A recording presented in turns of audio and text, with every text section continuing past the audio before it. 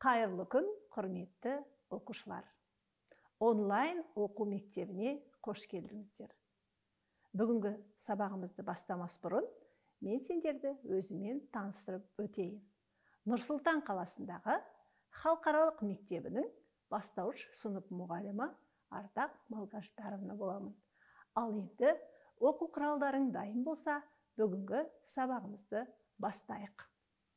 Осы сабақта тыңдалған мәтіннің мазмұнын айтуды үйренесіздер. Етістіктің шақтары туралы білімдеріңді жетілдіресіңдер. Етістіктерді 3 шақта айтуға үйренесіңдер. Ал сабақтың мақсаты тыңдалған материалдың негізгі тұсын белгілеп алу және сол негізінде мәтіннің мазмұнын айту. Етістіктерді тиісті шақта қолдану. Ал енді Қасым Аманжоловтың «Ұшқыш болғым келеді» өлеңін тыңдайық. Ұшқыш болғым келеді. Қасым Аманжолов. Мөлдір тұнық көк аспан, сол аспанға жарасқан, самолеттей сұңқармен, ұшқан құспен таласқан. Ұшқыш болғым келеді.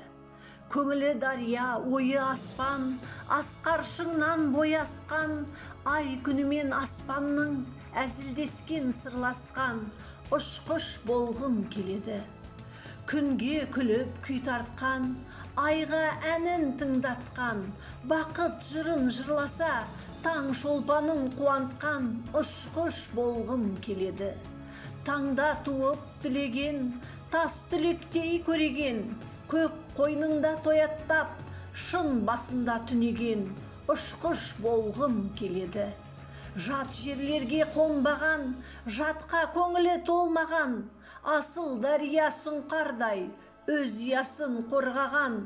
Ұшқыш болғым келеді. Мұздай болат киінген, батпан қару үйірген, қорғап бақыт ұясын, тас түлектей түйілген. Ұшқыш болғым келеді. Ар намысын ақтаған, жүректе сыр жаттаған, туған елін ұясын, жан тәнімен сақтаған. Ұшқыш болғым келеді. Ұшқыш болмай немене, қуат бітті денеме, қанатым бар қайысып, жастарға ісім өнеге. Ұшқыш болғым келеді. Жақсы, балалар, барлықтары мұқият тыңдады деп ойлаймын. Ал енді мен сендерге осы тыңдалған мәтіннен басты тұстарын белгілеуді көрсетпекшімін.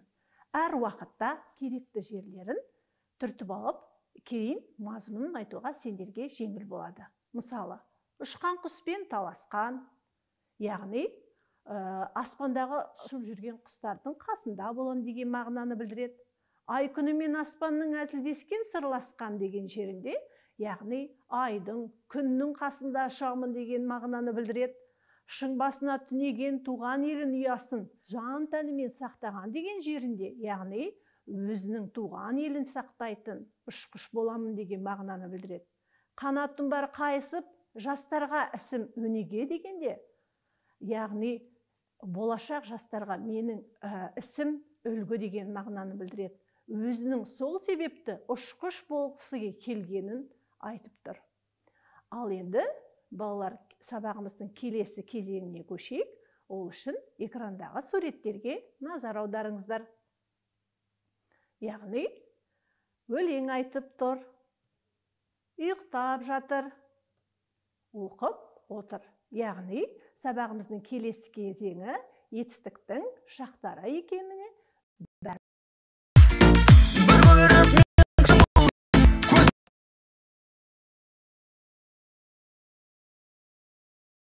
бәрімізге белгілі. Шақ дегеніміз мезгіл, кезең деген ұғымды білдіреді. Етістіктің шақтары іс-әрекеттің жүзеге асу мезгілін білдіреді. Етістіктің 3 шағы болады. Осы шақ, келер шақ, өткен шақ. Осы шақ етістіктері іс-әрекеттің қазір болып жатқанын білдіреді. Осы шақ етістіктері не істеп отырмын, не істеп отырсың, не істеп отыр деген сұрақтарға жауап береді. Мысалы, көріп отыр, естіп тұр, сендер тыңдап отырсыңдар, мен айтып отырмын. Өткен шақ етістіктері іс-әрекеттің бұрын болғанын білдіреді. Өткен шақ етістіктері не істедім, не істедің, не істеді деген сұрақтарға жауап береді. Мысалы, оқыды, келіпті, айтқан. Келер шақ. Келер шақ етістіктері іс-әрекеттің алдағы уақытта болатынын білдіреді. Келер шақ етістіктері не істеймін, не істейсің, не істейді деген сұрақтарға жауап береді. Мысалы, барамын, келесің, оқиды. Ал қанекей балалар, енді осы етістіктің шақтары бойынша бір-екі тапсырма орындайық. Қазір бірнеше етістіктерді беремін. Осы етістіктерді 3 шақта жазып алыңдар. Және айтып үйренейік. Етістіктер: сал, кел, бар, биле, ойна.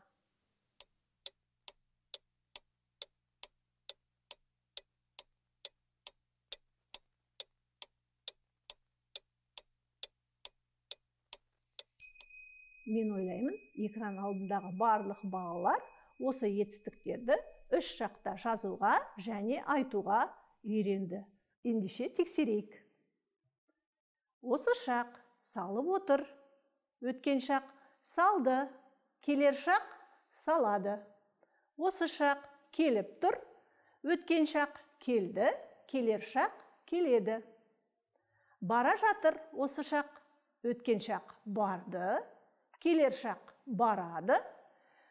Осы шақ билеп тұр. Өткен шақ биледі. Келер шақ билейді. Осы шақ ойнап жүр. Өткен шақ ойнады. Келер шақ ойнайды. Ал енді келесі тапсырмаға көшейік. Бұл тапсырмада мысалда берілген етістіктерді 3 шақта белгілеу керек. Қанекей, бәріміз бірге белгілейік. Егер қағаз қаламдарың дайын болса, осы шақ, өткен шақ, келер шақтың тұсына қосу таңбасын қоясыңдар.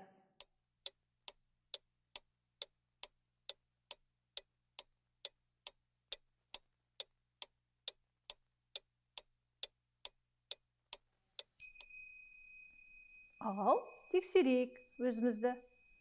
Яғни ұйықтап жатыр осы шақ. Жазып отыр осы шақ. Келер шақ барар. Келмекші келер шақта тұр. Айтыппын өткен шақ. Оқыған едік өткен шақ. Келесіңдер келер шақ. Барғанмын өткен шақ. Келіп отыр осы шақ. Келіп кетпек келер шақ. Өте керемет. Ал келесі, бүгін өзіміз немен таныстық? Өзімізді өзіміз бағалау парағымен бір тексеріп шығайық. Қанекей, кім қанша ұпай жинады екен? Бірінші, бағалау дескрипторы бойынша тыңдалған мәтіннің мазмұнын айтуды үйрендім. 1 ұпай. Осы шақ етістіктерін білемін. 1 ұпай. Өткен шақ етістіктерін білсеңіз, тағы 1 ұпай. Келер шақ етістіктерін білсеңіз, тағы 1 ұпай. Етістікті 3 шақта айтып, жаза алсаңыз, тағы 1 ұпай. Керемет! Мен барлық балалар 5 ұпайдан алғанына сенімдімін. Ал құрметті оқушылар, осымен біздің онлайн сабағымыз аяқталды. Бүгінгі сабақ бойынша сұрақтарың болса, мектептегі өз мұғалімдеріңмен хабарласып, кеңес алуға болады. Ал мен сендерге оқулықтарының 88-ші және 89-ші